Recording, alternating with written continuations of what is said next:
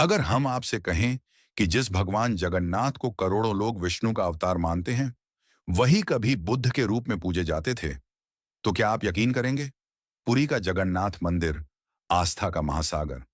लेकिन क्या आपने कभी सोचा है कि इस मंदिर के पीछे छिपा इतिहास, परंपरा और प्रतीक कहीं और ही इशारा कर रहे हैं?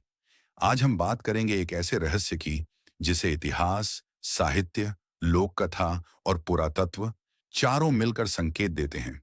क्या बुद्ध और जगन्नाथ वास्तव में एक ही परंपरा के दो नाम हैं?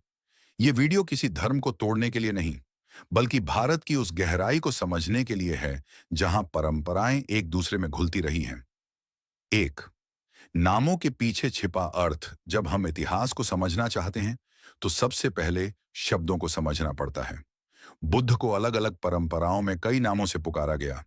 तथागत, शाक्य मुनि, लोकनाथ, लोकनायक, लोक यानी जनता, नाथ यानी रक्षक या मार्गदर्शक अर्थ हुआ, जनता का मार्ग दिखाने वाला। अब ध्यान दीजिए, संस्कृत में लोक और जगत समान अर्थ रखते हैं और नाथ का अर्थ भी वही रहता है। लोकनाथ, जगन्नाथ, भाव वही, उद्देश्य वही। यह कोई अचानक हुआ बदलाव नहीं था, यह सदियों का सांस्कृतिक रूपांतरण था। दो, जब बौद्ध परंपरा बनी नाथ परंपरा, भारत में एक समय था जब बौद्ध धर्म केवल मठों तक सीमित नहीं था, वह जन जन का जीवन दर्शन था। फिर धीरे धीरे एक नई परंपरा उभरी, सिद्ध परंपरा, नाथ परंपरा, गोरखनाथ, मच्छंद्रनाथ जैसे योगी। इनकी शिक्षाएं बौद्ध साधना से बहुत मिलती जुलती हैं। ध्यान, शून्यता, करुणा, अहंकार से मुक्ति। कई इतिहासकार मानते हैं कि नाथ संप्रदाय बौद्ध वज्रयान परंपरा का विकसित रूप था। इसीलिए अगर उन्हीं परंपराओं में बुद्ध को जगन्नाथ के रूप में देखा गया, तो यह कोई असंभव बात नहीं। तीन, एक प्राचीन ग्रंथ जो सीधा नाम लेता है। अब बात करते हैं सबसे दिलचस्प हिस्से की। 7वीं से 8वीं शताब्दी में उड़ीसा क्षेत्र में एक राजा थे, इंद्रभूति। वे सिर्फ शासक नहीं थे, बल्कि बौद्ध दर्शन के विद्वान भी थे। उन्होंने एक संस्कृत ग्रंथ लिखा, ज्ञान सिद्धि। इस ग्रंथ की शुरुआत में ही वे लिखते हैं, मैं जगन्नाथ को प्रणाम करता हूं, जो सभी बुद्धों में श्रेष्ठ हैं। यह कोई लोक कथा नहीं, ये एक लिखित ग्रंथ में दर्ज सीधी बात है। मतलब, उस समय की बौद्ध परंपरा में जगन्नाथ नाम का प्रयोग बुद्ध के लिए किया जा रहा था। चार, लोक कथाओं में भी वही स्वर। जब कोई विचार केवल राजाओं और विद्वानों तक सीमित रहता है, तो वह परंपरा नहीं बनता। पर जब वही विचार लोकगीतों, संतवाणी और लोक कथाओं में उतर आए, तब समझिए कि वह समाज की आत्मा बन चुका है। भारत के कई क्षेत्रों में ऐसे गीत और दोहे मिलते हैं जहां कहा गया है, जगन्नाथ ही बुद्ध रूप में आए हैं कलयुग में। इनका अर्थ यह नहीं कि लोग दार्शनिक बहस कर रहे थे, बल्कि यह कि जनमानस में यह विचार सहज रूप से मौजूद था। 5, उड़िया साहित्य की स्पष्ट गवाही। उड़ीसा के पुराने कवियों की रचनाओं में कई बार ऐसा मिलता है कि वे कहते हैं, जगन्नाथ ने बुद्ध का रूप लिया ताकि संसार को करुणा का मार्ग दिखा सके। यह बात कोई आधुनिक थ्योरी नहीं है, यह सदियों पुराने ग्रंथों में दर्ज है। यह दिखाता है कि जगन्नाथ परंपरा केवल वैष्णव नहीं, बल्कि बहुस्तरीय आध्यात्मिक परंपरा है। 6, मूर्ति का रहस्य। अब जरा मूर्तियों पर ध्यान दीजिए। जगन्नाथ, बलभद्र और सुभद्रा की मूर्तियां न पूर्ण मानव आकृति, न पारंपरिक हिंदू देवताओं जैसी लकड़ी की बड़ी आंखें, स्तंभ जैसी आकृति बौद्ध परंपरा में एक प्रतीक होता है।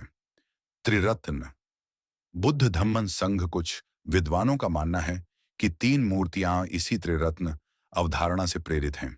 यह कोई अंतिम सत्य नहीं, लेकिन संकेत अवश्य देता है कि परंपराएं कहीं न कहीं आपस में जुड़ी रही हैं।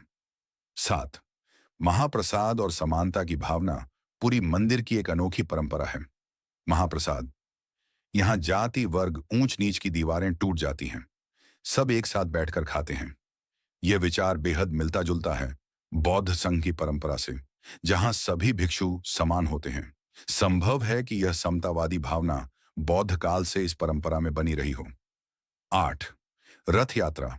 केवल उत्सव नहीं, परंपरा का विस्तार। प्राचीन काल में बौद्ध परंपरा में जुलूस निकाले जाते थे, जहां बुद्ध की प्रतिमाओं को रथों पर रखा जाता था। आज की जगन्नाथ रथ यात्रा से इसकी संरचना काफी मिलती जुलती लगती है। इसका अर्थ यह नहीं कि दोनों एक ही हैं, लेकिन यह बताता है कि धार्मिक परंपराएं समय के साथ रूप बदलती हैं, मिटती नहीं। 9, सबसे रहस्यमय परंपरा, ब्रह्म तत्व नवक्लेवर के समय जगन्नाथ की मूर्ति के भीतर से एक रहस्यमय तत्व स्थानांतरित किया जाता है। कुछ लोग इसे बुद्ध के अवशेष से जोड़ते हैं, कुछ इसे प्रतीकात्मक मानते हैं। सच क्या है? यह रहस्य आज भी रहस्य है, लेकिन इतना जरूर है कि यह परंपरा साधारण मूर्ति पूजा से अलग है। 10. क्या यह टकराव है या संगम? सबसे महत्वपूर्ण बात समझिए, यह विषय यह नहीं कहता कि जगन्नाथ केवल बुद्ध हैं या बुद्ध केवल विष्णु हैं, बल्कि यह दर्शाता है कि भारत की आध्यात्मिक परंपरा रेखाओं में नहीं, तरंगों में बहती है।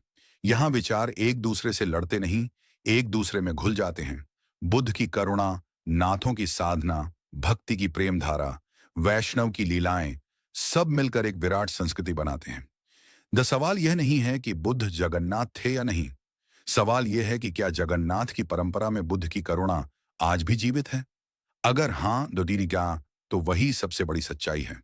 अगर एक मंदिर लोगों को समानता सिखाता है, करुणा सिखाता है, भूखे को भोजन देता है और अहंकार को झुकाता है, तो वह मंदिर अपने आप में